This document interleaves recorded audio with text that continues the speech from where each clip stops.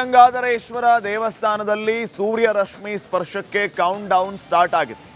ಈಗಾಗಲೇ ಅಸಂಖ್ಯಾತ ಭಕ್ತಗಣ ದೇವಸ್ಥಾನಕ್ಕೆ ಬಂದಿದ್ದಾರೆ. ಕೆಲವೇ ಹೊತ್ತಿನಲ್ಲಿ ಸೂರ್ಯ ಕಿರಣ ಮಜ್ಜನ ಗವಿಗಂಗಾಧರೇಶ್ವರನಿಗೆ ಆಗ್ಲಿಕ್ಕಿದೆ. ಈ ಅದ್ಭುತ ದೃಶ್ಯಕ್ಕಾಗಿ ಭಕ್ತಗಣವೇ ಕಾದು ಕುಳಿತಿದೆ. ಸಂಜೆ 5 ಗಂಟೆ 2 ನಿಮಿಷಕ್ಕೆ ಶಿವನಿಗೆ ಸೂರ್ಯರಶ್ಮಿ ಸ್ಪರ್ಶ ಆಗುತ್ತೆ.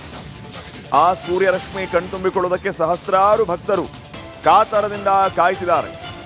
5 ರಿಂದ 10 ನಿಮಿಷ ಸೂರ್ಯ ಕಿರಣ ಮಜ್ಜನ ನಡೆಯುತ್ತೆ. ದೇವಸ್ಥಾನದಲ್ಲಿ ಸೂರ್ಯರಶ್ಮಿ ವೀಕ್ಷಕನಿಗೆ ಎಲ್ಲ ರೀತಿಯ ವ್ಯವಸ್ಥೆಯನ್ನ ಕೂಡ ಮಾಡಲಾಗಿದೆ. ಸಾಕಷ್ಟು ಸಂಖ್ಯೆಯಲ್ಲಿ ಜನ ಬರ್ತಾರೆ. ಹೀಗಾಗಿ ದೇವಸ್ಥಾನದ ಆಚೆ ನಿಂತರೂ ಕೂಡ ಎಲ್ಲರಿಗೂ ಸ್ಪಷ್ಟವಾಗಿ ಸೂರ್ಯರಶ್ಮಿ ಸ್ಪರ್ಶ ಕಾಣಿಸಬೇಕು ಅಂತ LED ಸ್ಕ್ರೀನ್ ವ್ಯವಸ್ಥೆಯನ್ನ ಕೂಡ ಮಾಡಿದ್ದಾರೆ.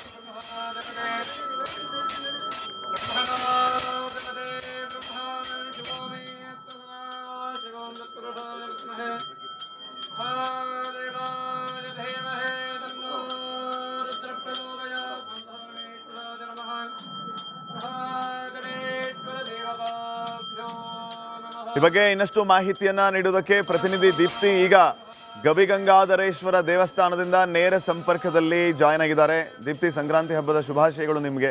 ಹಬ್ಬದ ವಾತಾವರಣ ನಿರ್ಮಾಣ ಆಗಿದೆ. ಅಲ್ಲಿ ಸೂರ್ಯರಶ್ಮಿ ಸ್ಪರ್ಶಕ್ಕೂ ಕ್ಷಣಗಣನೆ ಆರಂಭ ಆಗಿದೆ. ದೇವಸ್ಥಾನದಲ್ಲಿ ಸದ್ಯಕ್ಕೆ ಏನು ನಡೀತಾ ಇದೆ, ಏನು ಅಪ್ಡೇಟ್ಸ್ ಕೊಡ್ತೀರಿ?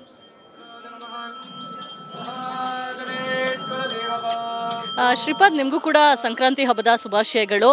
ಬೆಂಗಳೂರಿನ ಸಂಕ್ರಾಂತಿ ಹಬ್ಬ ಅಂತ ಬಂದ ಕೂಡಲೇ ನೆನಪಾಗುವಂಥದ್ದೇ ಗವಿಗಂಗಾಧರೇಶ್ವರ ದೇವಸ್ಥಾನ. ಯಾಕಂದರೆ ಗವಿಗಂಗಾಧರೇಶ್ವರ ದೇವಸ್ಥಾನದಲ್ಲಿ ನಡೆಯುವಂತಹ ವಿಸ್ಮಯದ ಕ್ಷಣಗಳನ್ನು ಕಣ್ತುಂಬಿಕೊಳ್ಳೋದಕ್ಕೆ ಇಡೀ ಭಕ್ತಗಣ ಎದುರು ನೋಡ್ತಾ ಇರುತ್ತೆ. ಇವತ್ತು ಕೂಡ ಕಳೆದ ಬಾರಿ ಸೂರ್ಯರಶ್ಮಿ ಸ್ಪರ್ಶ ಆಗಿರಲಿಲ್ಲ. ಯಾಕಂತ ಹೇಳಿದ್ರೆ ಮೋಡ ಕವಿದ ವಾತಾವರಣ ಇತ್ತು. ಆದರೆ ಈ ಬಾರಿ ಸೂರ್ಯನ ಕಿರಣಗಳ ಪ್ರಜ್ವಲ ಜಾಸ್ತಿನೇ ಇದೆ.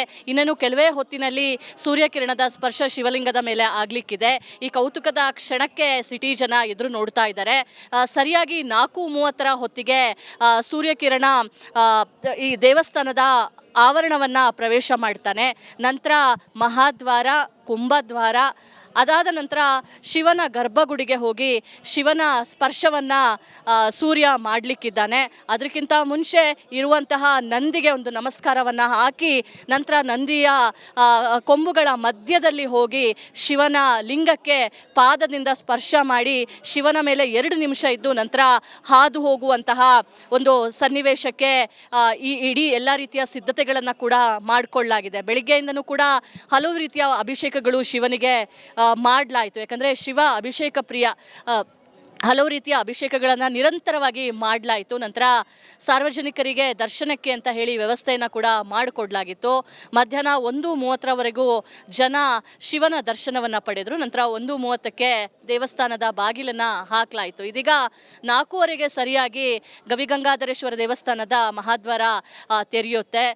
ಪ್ರಧಾನ ಅರ್ಚಕ ಸೋಮಸುಂದರ ದೀಕ್ಷಿತ್ ಅವರು ಒಳಗೆ ಹೋಗ್ತಾರೆ. ಸರಿಯಾಗಿ 4:15ಗೆ ಸೂರ್ಯಕಿರಣ ಪ್ರವೇಶ ಆಗುತ್ತೆ ಆವರಣ. ನಂತರ ಮಹಾದ್ವಾರ, ಕುಂಭದ್ವಾರಕ್ಕೆ ಹೋಗಿ ಅಲ್ಲಿಂದ ಗರ್ಭಗುಡಿಗೆ ಹೋಗಿ ಶಿವನ ಪಾದವಕ್ಕೆ ನಮಸ್ಕಾರ ಮಾಡ್ತಾನೆ ಸೂರ್ಯ. ಈ ಒಂದು ಸನ್ನಿವೇಶವನ್ನು ಕಣ್ತುಂಬಿಕೊಳ್ಳೋದಕ್ಕೆ ಎಲ್ಲರೂ ಕೂಡ ಕಾತರರಾಗಿದ್ದಾರೆ.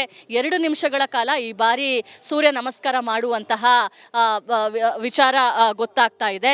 ಎಷ್ಟು ನಿಮಿಷಗಳ ಕಾಲ ಸೂರ್ಯ ಶಿವನ ಮೇಲೆ ಇರ್ತಾನೋ ಅಷ್ಟು ದೇಶಕ್ಕೆ ಮತ್ತು ರಾಜ್ಯಕ್ಕೆ ಸುಭಿಕ್ಷೆ ಅಂತಲೂ ಕೂಡ ನಂಬಿಕೆ ಇರುವಂಥದ್ದು. ಹೀಗಾಗಿ ಎಲ್ಲ ರೀತಿಯ ಸಿದ್ಧತೆಗಳನ್ನು ದೇವಾಲಯದ ಆಡಳಿತದಿಂದನೂ ಕೂಡ ಮಾಡಿಕೊಳ್ಳಲಾಗಿದೆ. 5:02ರಿಂದ 5:04 ಒಳಗೆ ಅಂದರೆ 2 ನಿಮಿಷಗಳ ಕಾಲ ಸೂರ್ಯ ಸ್ಪರ್ಶ ಆಗುವಂತಹ ಮಾಹಿತಿ ಸಿಗ್ತಾ ಇದೆ.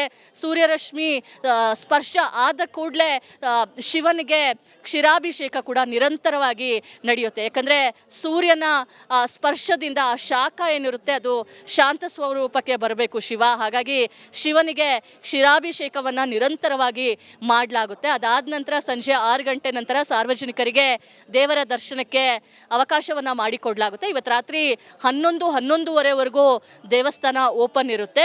ಜೊತೆಗೆ ಈ ಒಂದು ಸೂರ್ಯ ರಶ್ಮಿ ಕಿರಣದ ಸ್ಪರ್ಶದ ಆ ಕೌತುಕದ ಕ್ಷಣವನ್ನು ಕಣ್ತುಂಬಿಕೊಳ್ಳೋದಕ್ಕೆ ಸಹಸ್ರಾರು ಸಂಖ್ಯೆಯಲ್ಲಿ ಭಕ್ತಾದಿಗಳು ದೇವಾಲಯಗಳ ಹತ್ರ ಬರುವಂತಹ ನಿರೀಕ್ಷೆ ಇದೆ. ಹೀಗಾಗಿ ದೇವಸ್ಥಾನದ ಹೊರಭಾಗದಲ್ಲಿ LED ವ್ಯವಸ್ಥೆಯನ್ನು ಕೂಡ ಮಾಡಲಾಗಿದೆ. ನೇರ ಪ್ರಸಾರವನ್ನು LED ಸ್ಕ್ರೀನ್ಗಳ ಮೇಲೆ ಹಾಕಲಾಗುತ್ತೆ.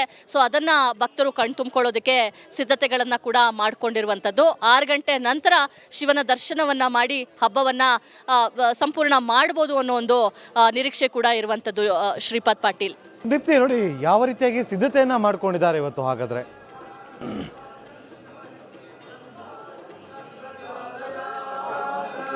ನಾಗೇಂದ್ರ ಬಾಬು, ಮುಖ್ಯವಾಗಿ ಬೆಳಿಗ್ಗೆ 5 ಗಂಟೆಯಿಂದನೂ ಕೂಡ ದೇವಾಲಯಕ್ಕೆ ಭಕ್ತರು ಬರುವಂತಹ ನಿರೀಕ್ಷೆ ಇತ್ತು. ಹೀಗಾಗಿ ಬೆಳಿಗ್ಗೆ 5 ಗಂಟೆಯಿಂದನೂ ಕೂಡ ದೇವರಿಗೆ ವಿವಿಧ ಅಲಂಕಾರ ಅಭಿಷೇಕಗಳು ಕೂಡ ನಡೀತು. ಇನ್ನು ಸರತಿ ಸಾಲಿನಲ್ಲಿ ಭಕ್ತಾದಿಗಳು ಬರಬೇಕು ಅನ್ನೋ ಹಿನ್ನೆಲೆಯಲ್ಲಿ ಕಟ್ಟುನಿಟ್ಟಿನ ಕ್ರಮಗಳನ್ನು ತಗೊಂಡಿರುವಂಥದ್ದು. ಉದಾಹರಣೆಗೆ ಬ್ಯಾರಿಕೇಡ್ ವ್ಯವಸ್ಥೆಗಳನ್ನು ಕೂಡ ಹಾಕಿದ್ದಾರೆ. ಅಂದರೆ ಬರುವಂತಹ ಜನ ಸರತಿ ಸಾಲಿನಲ್ಲಿ ಬಂದು ದೇವಸ್ಥಾನದ ಒಳಗೆ ಹೋಗಿ ದೇವರ ದರ್ಶನವನ್ನು ಪಡೆದು ವಾಪಸ್ ಬರಲಿಕ್ಕೆ ಸಿದ್ಧತೆಗಳನ್ನು ಮಾಡಿಕೊಳ್ಳಲಾಗಿದೆ. ಒಂದು ವಾರದಿಂದನೂ ಕೂಡ ಪ್ರಿಪ್ರೇಷನ್ ಹಾಕ್ಕೊಂಡು ಬಂದಿತ್ತು. ಶಾಸಕ ರವಿ ಸುಬ್ರಹ್ಮಣ್ಯ ಅವರ ನೇತೃತ್ವದಲ್ಲಿ ಸಭೆಯನ್ನು ನಡೆಸಿ ಅದರಲ್ಲಿ ಪೊಲೀಸ್ ಇಲಾಖೆ ಇರ್ಬೋದು, GB ಅಧಿಕಾರಿಗಳಿರ್ಬೋದು, ದೇವಸ್ಥಾನದ ಆಡಳಿತ ಮಂಡಳಿಯವರು ಇರ್ಬೋದು, ಇವತ್ತಿನ ದಿನಕ್ಕೆ ಏನೆಲ್ಲ ಸಿದ್ಧತೆಗಳನ್ನು ಮಾಡ್ಕೊಳ್ಬೇಕು ಅನ್ನೋ ಚರ್ಚೆಯನ್ನು ನಡೆಸಿ ಅದರ ಪ್ರಕಾರವಾಗಿ ಬೆಳಗ್ಗೆಯಿಂದನೂ ಕೂಡ ಅದೇ ರೀತಿಯ ವ್ಯವಸ್ಥೆಗಳನ್ನು ಕೂಡ ಮಾಡಿಕೊಂಡಿದ್ದಾರೆ. ಈಗ ಸಂಜೆ 6 ಗಂಟೆವರೆಗೂ ಭಕ್ತರಿಗೆ, ಸಾರ್ವಜನಿಕರಿಗೆ ದೇವರ ದರ್ಶನಕ್ಕೆ ಅವಕಾಶ ಇರೋದಿಲ್ಲ. ಆದರೆ 6 ಗಂಟೆ ನಂತರ ಸಾರ್ವಜನಿಕರು ದೇವರ ದರ್ಶನವನ್ನು ಪಡಿಬೋದು. ಸಂಜೆ 6 ಗಂಟೆಯಿಂದ ಇವತ್ತು ರಾತ್ರಿ 11-11:30ವರೆಗೂ ದರ್ಶನಕ್ಕಾಗಿ ಅವಕಾಶವನ್ನು ಮಾಡಿಕೊಡಲಾಗುತ್ತೆ. ಇನ್ನೇನು ಕೆಲವೇ ಹೊತ್ತಿನಲ್ಲಿ ಸೂರ್ಯಕಿರಣ ದೇವಸ್ಥಾನದ ಆವರಣವನ್ನು ಪ್ರವೇಶಿಸುವಂತಹ ಸನ್ನಿವೇಶ ಇದೆ. ಹೀಗಾಗಿ ಅದಕ್ಕೆ ಎಲ್ಲ ರೀತಿಯ ಸಿದ್ಧತೆಗಳನ್ನು ಕೂಡ ಮಾಡಿಕೊಂಡಿದ್ದಾರೆ. ಹೊರಗೆ LED ಸ್ಕ್ರೀನ್ಗಳನ್ನು ಹಾಕ್ಕೊಂಡಿರುವಂಥದ್ದು. 10ಕ್ಕೂ ಹೆಚ್ಚು ಇರುವಂತಹ LED ಸ್ಕ್ರೀನ್ಗಳಲ್ಲಿ ಭಕ್ತರು ಆ 2 ನಿಮಿಷದ ಕೌತುಕದ ಕ್ಷಣವನ್ನು ಕಣ್ತುಂಬಿಕೊಳ್ಬೋದು. ಅದಕ್ಕೂ ಎಲ್ಲ ರೀತಿಯ ಸಿದ್ಧತೆಗಳನ್ನು ದೇವಸ್ಥಾನದ ಆಡಳಿತ ಮಂಡಳಿಯಿಂದ ಮಾಡಿಕೊಂಡಿರುವಂಥದ್ದು. ಸೂರ್ಯರಶ್ಮಿ ಬೀಳುವಂತಹ 2 ನಿಮಿಷದ ಸನ್ನಿವೇಶದಲ್ಲಿ ದೇವಾಲಯದ ಒಳಗೆ ಯಾರಿಗೂ ಕೂಡ ಪ್ರವೇಶ ಇರೋದಿಲ್ಲ. ಸೊ ಆ 2 ನಿಮಿಷಗಳ ಕಾಲ ಯಾವ ರೀತಿಯಾಗಿ ಸೂರ್ಯ ಶಿವನಿಗೆ ನಮಸ್ಕಾರ ಮಾಡ್ತಾನೆ, ಅದರ ಮೇಲೆ ರಾಜ್ಯದ ಭವಿಷ್ಯ ನಿಂತಿರುವಂಥದ್ದು. ಅದಾದ ನಂತರ ಏನು ಆ ಶುಭ ಸಂಕೇತ ಅನ್ನೋದ್ರ ಬಗ್ಗೆ ದೀಕ್ಷಿತರು ಮಾಹಿತಿಯನ್ನ ಕೊಡ್ಲಿಕ್ಕಿದ್ದಾರೆ. Nagendra Babu, okay, thank you Deepti ನಿಮ್ಮೆಲ್ಲ ಮಾಹಿತಿಗಾಗಿ. ಗಂಗಾಧರೇಶ್ವರ ದೇವಸ್ಥಾನದಲ್ಲಿ ಸೂರ್ಯ ರಶ್ಮಿ ಸ್ಪರ್ಶಕ್ಕೆ ಕೌಂಟ್ ಡೌನ್ ಸ್ಟಾರ್ಟ್ ಆಗಿದೆ. ಈಗಾಗಲೇ ಅಸಂಖ್ಯಾತ ಭಕ್ತಗಣ ದೇವಸ್ಥಾನಕ್ಕೆ ಬಂದಿದ್ದಾರೆ. ಕೆಲವೇ ಹೊತ್ತಿನಲ್ಲಿ ಸೂರ್ಯ ಕಿರಣ ಮಜ್ಜನ ಗವಿಗಂಗಾಧರೇಶ್ವರನಿಗೆ ಆಗ್ಲಿಕ್ಕಿದೆ. ಈ ಅದ್ಭುತ ದೃಶ್ಯಕ್ಕಾಗಿ ಭಕ್ತಗಣವೇ ಕಾದು ಕುಳಿತಿದೆ. ಸಂಜೆ 5 ಗಂಟೆ 2 ನಿಮಿಷಕ್ಕೆ ಶಿವನಿಗೆ ಸೂರ್ಯರಶ್ಮಿ ಸ್ಪರ್ಶ ಆಗುತ್ತೆ. ಆ ಸೂರ್ಯರಶ್ಮಿ ಕಣ್ತುಂಬಿಕೊಳ್ಳುವುದಕ್ಕೆ ಸಹಸ್ರಾರು ಭಕ್ತರು ಕಾತರದಿಂದ ಕಾಯ್ತಿದ್ದಾರೆ.